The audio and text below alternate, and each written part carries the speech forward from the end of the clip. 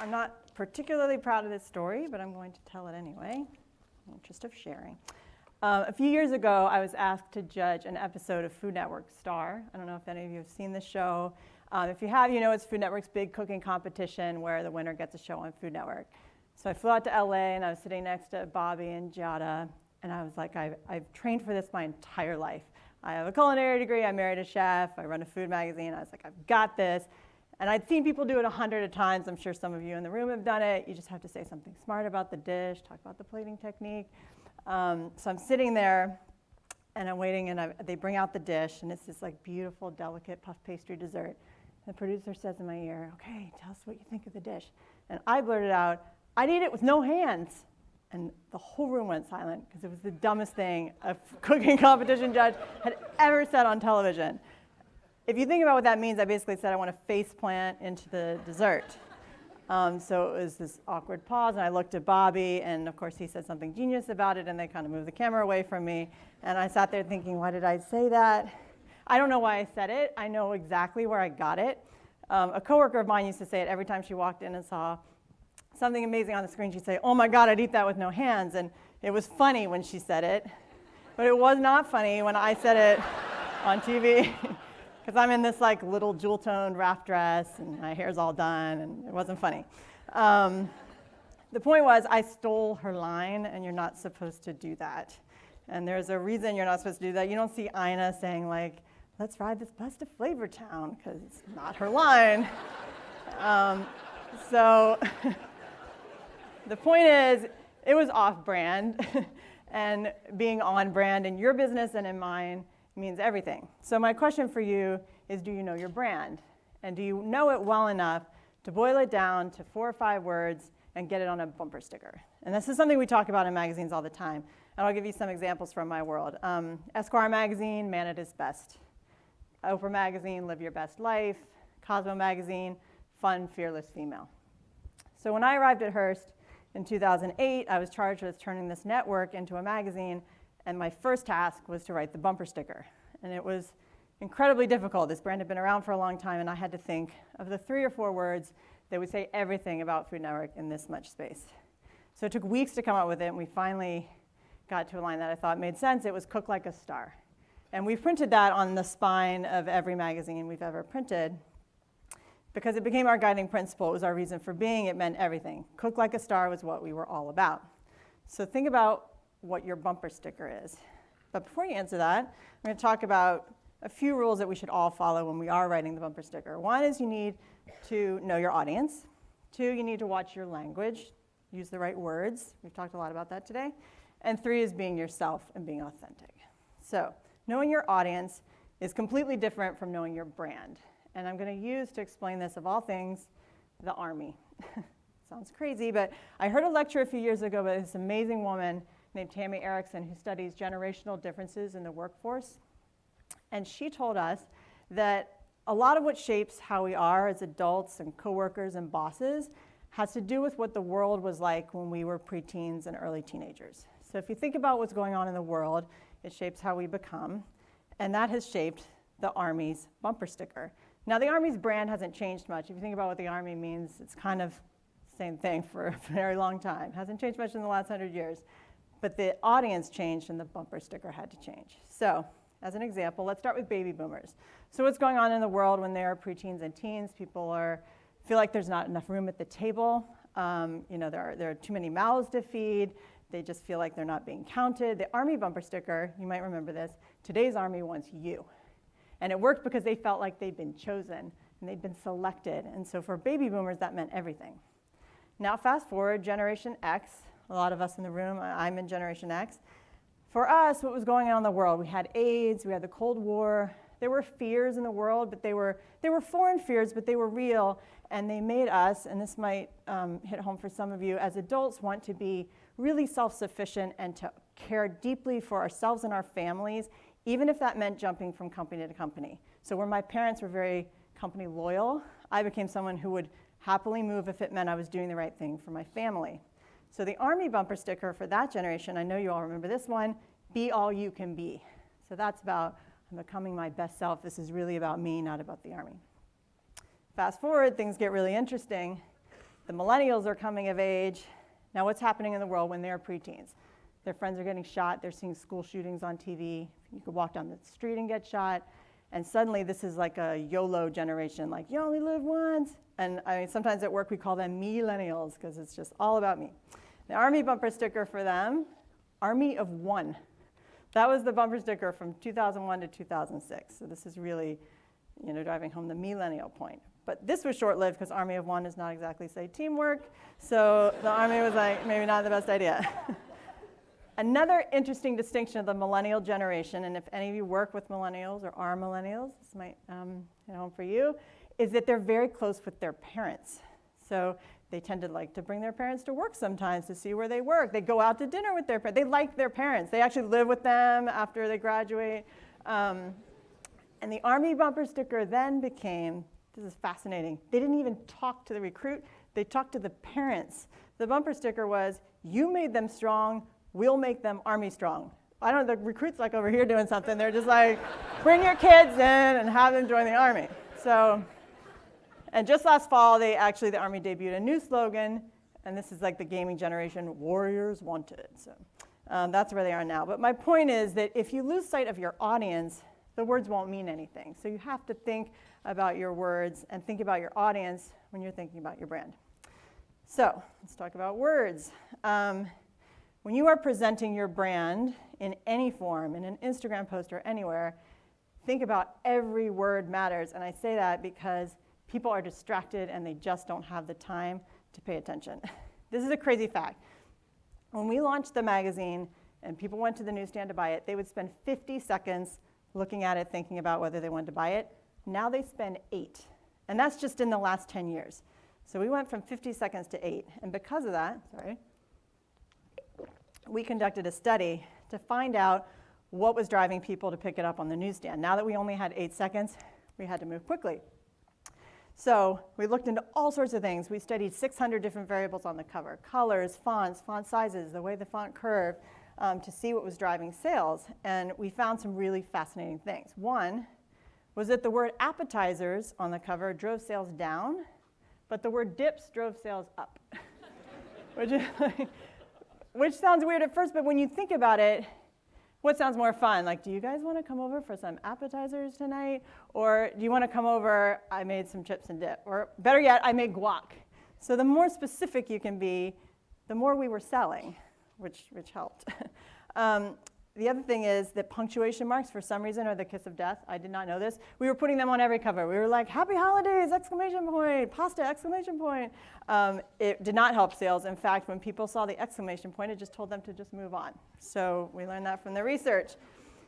This is the most important thing, and I think this will resonate for you. If you're creating invitations or signage or menus, being able to read the words quickly means everything.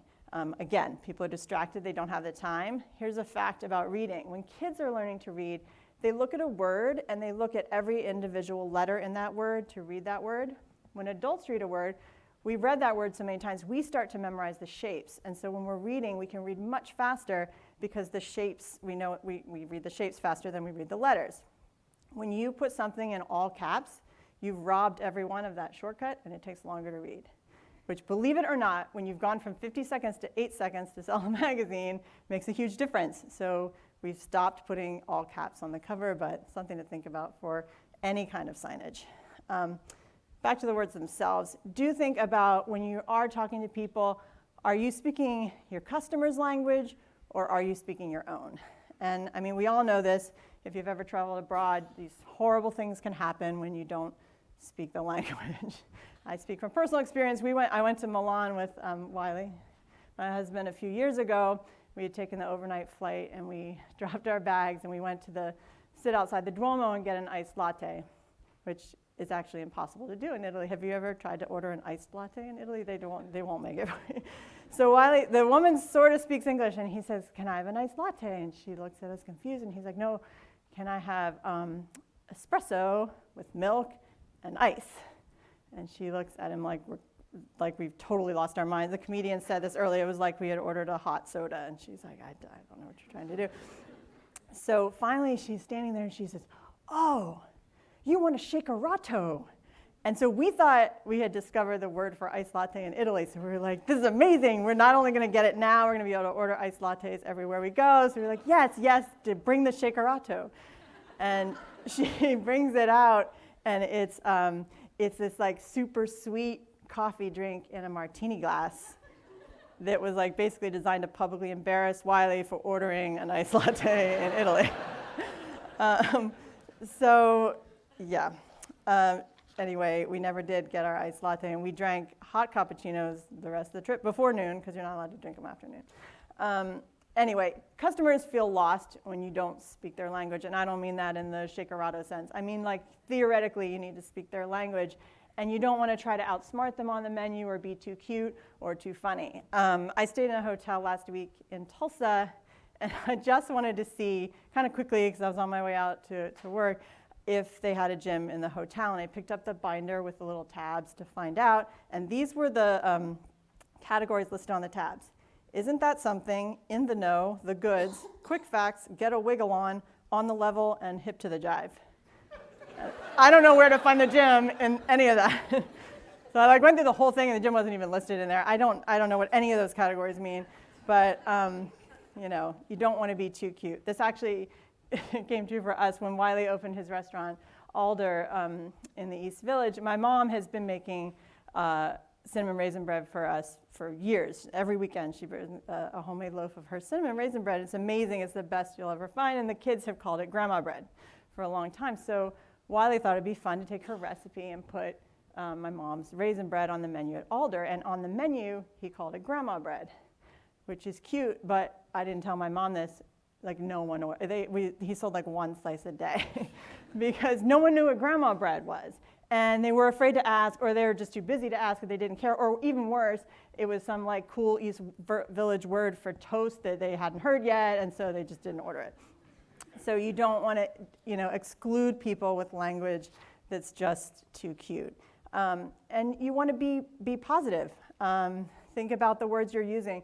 Remember the old Oldsmobile ad, this is not your father's Oldsmobile? I mean, we all remember it. It was touching and catchy, but it was ultimately like the beginning of the end for that entire brand because it was negative. It didn't say what the car was, it said what it wasn't. And worse than that, it made people who did love it feel that they were old and stodgy and didn't need an Oldsmobile anymore. So you need to think about how you can present things in a more positive way. We know for a fact that positivity sells. They've done consumer research recently showing that consumers are more likely to buy packaging that have words like whole, fresh, superfood in them versus like sugar-free, diet, gluten-free. Even the word vegetarian. So this is not advanced consumer behavior on my part, but when I see vegetarian on the menu, I generally don't order it because I assume it's not going to be good as something that's not vegetarian. That's not genius of me. But think about it on a menu. Panera recently did a study. They have a soup on their menu. Some of you have probably had it. Low-fat they were calling it low-fat vegetarian black bean soup. They changed the name in a few markets to Cuban black bean soup, and sales went up 13%. So you can include more people sometimes when you shift the language a little bit. So the last point I want to make is that you just need to be yourself. And this is probably, it sounds the easiest, and yet it's the hardest thing to do. I think, how many people do you follow on Instagram who you love in real life and just hate on Instagram? I mean, I can think of so many because they're not, none of you.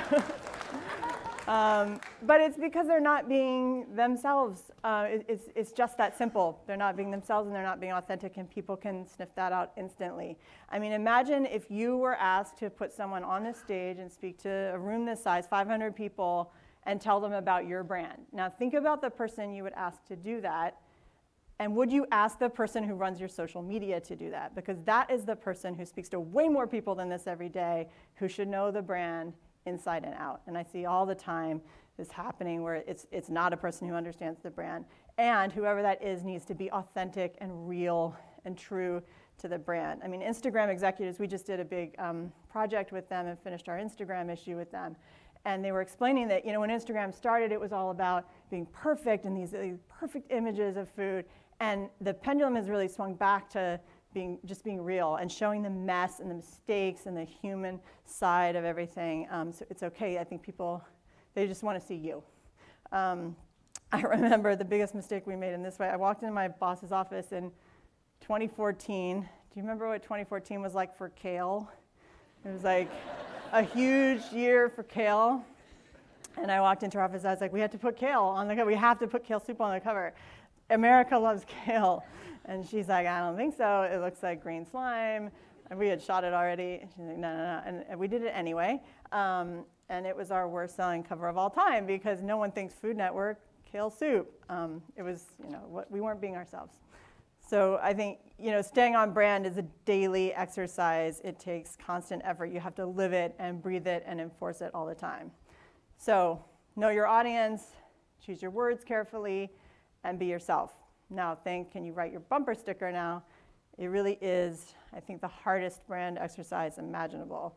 I don't know if any of you know what the Olive Garden's original slogan was. Does anyone know it? Good times, great salad. That was, I mean, that's, their salad was like their singular reason for being. They were so proud of this salad that it was like better than the times you were going to have when you were there. Like your friends are fine, but the salad is going to be great. I was like, in terms of bumper sticker, it's like honk if you love pasta might have been just as good. But the thing is, they soon replaced that with a slogan that will forever be associated with their brand, and it was in place for 14 years, and I'm sure you all remember it. And whether you like Olive Garden or not, you have to admit it was smart. When you're here, you're family. That is a bumper sticker. It told everyone who worked at the Olive Garden what it's supposed to feel like when you're there, how you should treat the guests, how the guests should feel when they're there, how formal they needed it to be. See if you can beat that one.